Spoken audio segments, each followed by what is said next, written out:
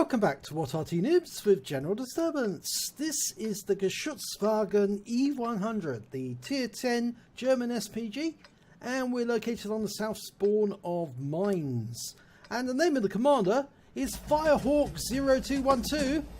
Yes, you've seen him before, and he's got a 1 mark of excellence on his barrel, so I'm expecting a really good play from him. Right, well, the GW E100. It's got a 21 centimeter Morse cannon, or howitzer I should say, not cannon. So it's the top dog. It was never actually built, but it was theorized that it would be built based on the E100 chassis. It's not loaded yet, so although he's pre-aiming at a spot where he thinks the enemy is going to be, he can't shoot until he's loaded. Plenty of enemy turning up though, and round out, and he gets a splash hit straight away, and he's moving to a new firing position just in case that enemy tells his own Arty where the shot came from. He's going to move over into the bushes. You've got plenty of time on the reload. He's got 33.65 seconds, so lots of time to relocate and get a new firing position. And he's had an invitation to platoon with a Jaegeru, a Jagdpanzer E100 on his own team. Round out on the putt. Oh, we got a nice hit there, 343. It was very close, but actually it wasn't a hit as such, it was a splash. But he's hugging the rock just in case the enemy Arty decides to do a return fire.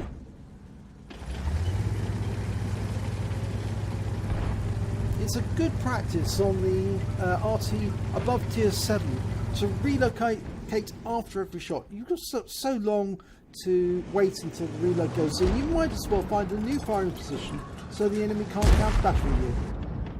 Okay, there was a T110 there, and I think he did hit him, but it's no damage actually been recorded.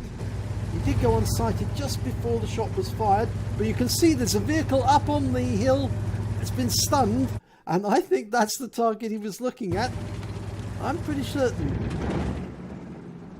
Yep, it's the T110E4 that he hit. And he's getting a request for fire on him. Almost loaded, lining him up. He's going to give him a quick dose of 21 centimeters right up his chassis. Round out. Right into him, wipes him out. 858 hit points. What a shot. Now that was a real kick up the posterior there.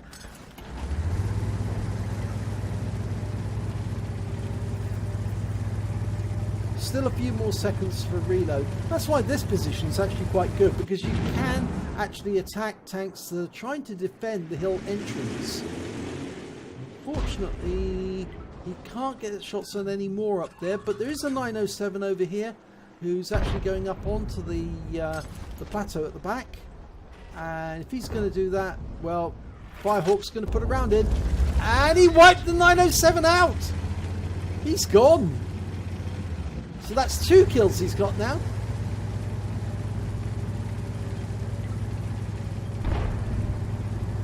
Okay, he's moved slightly sideways to get a different position for the firing.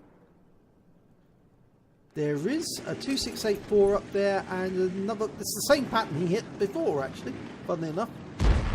Lining him up, 2 more seconds, and oh, he's going to hold fire for a second. I think he wants the 268, or is he going to go for that Badger? Well, the Badger's side on, or is he going to hit the rear? He does! Oh, right into the rear of the Badger, 383. I think that Badger's just been badgered.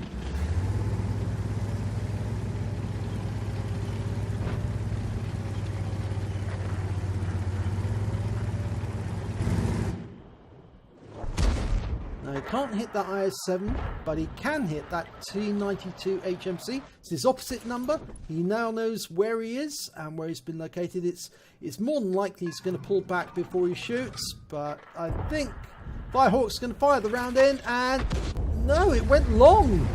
Oh, that's unfortunate. It made a big splash in the water. Probably did stun the the T92, but the problem is it might actually encourage the T92 to take a few shots at Firehawk. Now it's an AMX-13-105 there, poking the cliff edge, trying to get shots on the cap.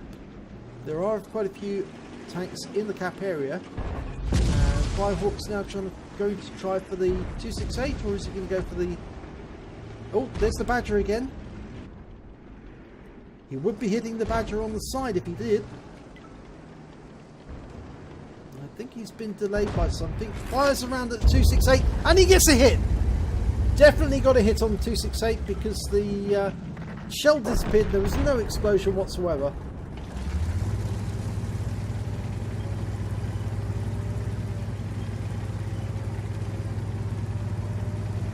Now that looks to be a bit like he's moving back to the same position he fired from before. Like you see that AMX 105 keeps poking the hill there, and I think he's going to go for that one now. Lines him up, round out. Oh, well, it's a splash. 180 hit points dissuades the 13105 from exposing himself, because if he does, I think somebody will put a shell into him.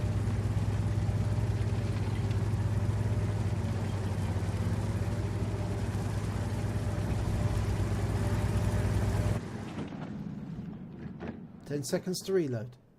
Right, there's a whole load of, or is that whole load? There's two enemy tanks coming down the east side of the hill. Unfortunately, from that angle, he can't get a hit, but he can hit this Badger. Dialing in and round out, and he gets a hit, a solid hit. He's going to have to relocate now.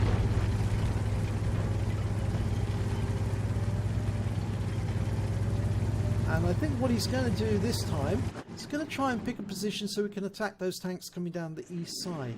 There's only an Action 10 there at the moment. The 268, I think, was taken out. Well, that's handy. There is a strong defence down at the other end. In fact, the scores are fairly even.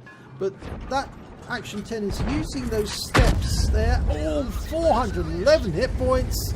Another good paddling.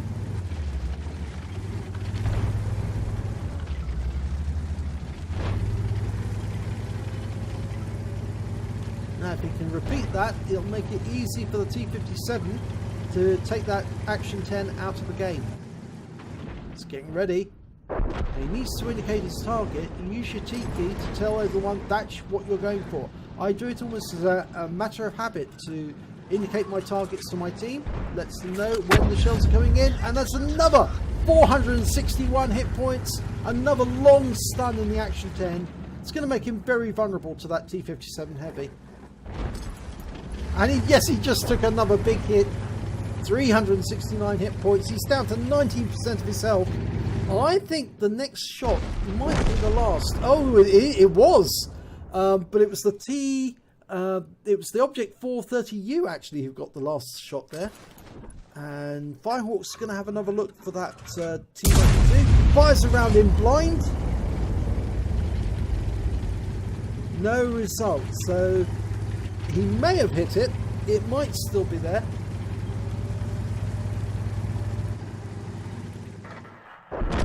We just lost another tank. It was the T57 Heavy taken up by the Batchat. Now, where is that Batchat? Well, he's up on top of the hill.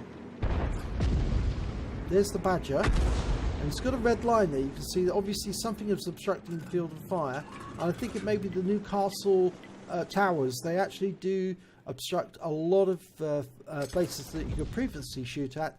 You can't shoot at those places anymore. I think it's Wargaming's way of preventing people from using unusual firing positions to attack the enemy. Right, okay, now the Badger, we can hit him from there. He's pulled back to try and get a shot. Oh, when he's out the game. That was a lovely hit there from our T110E4, took him out. But unfortunately, we lost the M48 pattern. So the scores, well, there's only one tank in it. And it appears the Batchat 25 ton wasn't up on top of the hill. He's actually over on the other side, on the South Island. There's the AMX 13105. He's been spotted. He's having another cheeky look. Put a shell into him and round out. No, nothing. That doesn't necessarily mean he didn't hit it. He could have splashed it. I think he very likely did splash him. Well, he's down to 32% of his health. So I think it's going to take more than one hit from Firehawk to take out that AMX. But he's disappearing off to the north. And I suspect that what he'll try and do is he'll try and come down from the hill by one of the other routes. He's not going to sit up there. It's just too dangerous for him. So I suspect that what he'll do is he'll either come down the east side or the west side. There's the 430. He's gone up on top of the hill now. And it looks like he's going to poke that other side. If he does, Firehawk can put a round into him. He's going to do it anyway, and he stuns the 430. He's got 15 rounds of ammo left.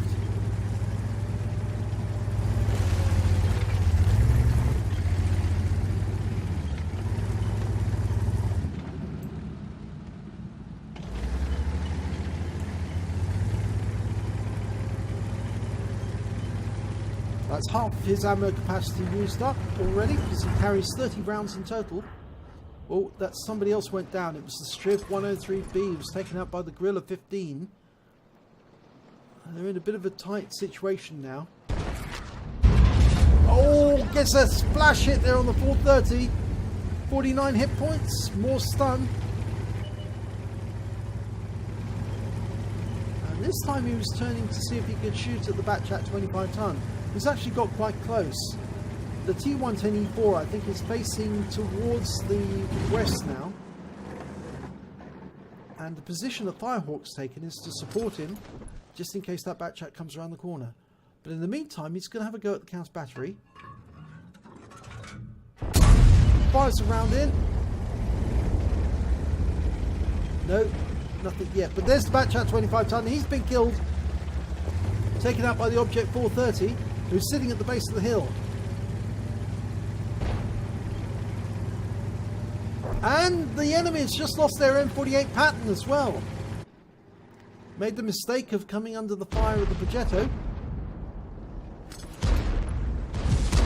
Now R430 was proxy spotting that Object 430, but we don't need to worry about that because the T110E4 is just taking him out of the game.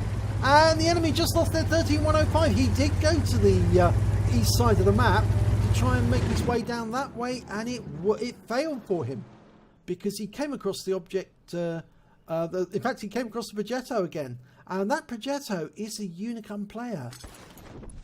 In fact, a super Unicum player. Okay, the enemy Arty is actually off to the west. He's been spotted.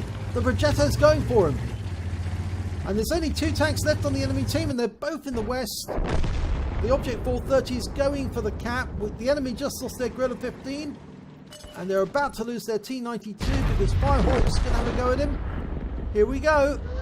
Last kill of the game. 6 seconds. 4, 3, 2, 1. And oh no. That is so annoying. He fired the round anyway. The Progetto just wanted that last kill. I'm sure he just wanted it. Well, it was his 5th kill. And between his team, he managed to get 8 kills in the battle. Him and the Object 430U, and they both survived. So congratulations to them. Let's have a look at the end of battle results. And remember, this was from a battle which it looked like they were going to lose, but no, they didn't lose it. It's a first-class tanker for Firehawk 0212 in the GW E100.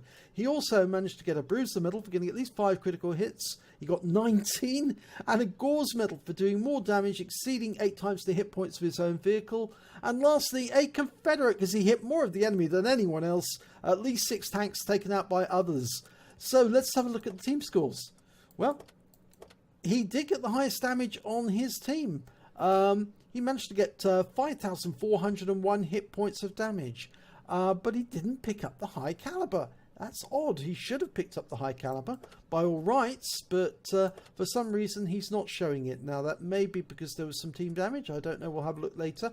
When it came to the number of kills, the highest went to the Progetto 65, the Unicum, who managed to get 5 kills. And the highest player on the enemy team was the Gorilla 15, who managed to get 4.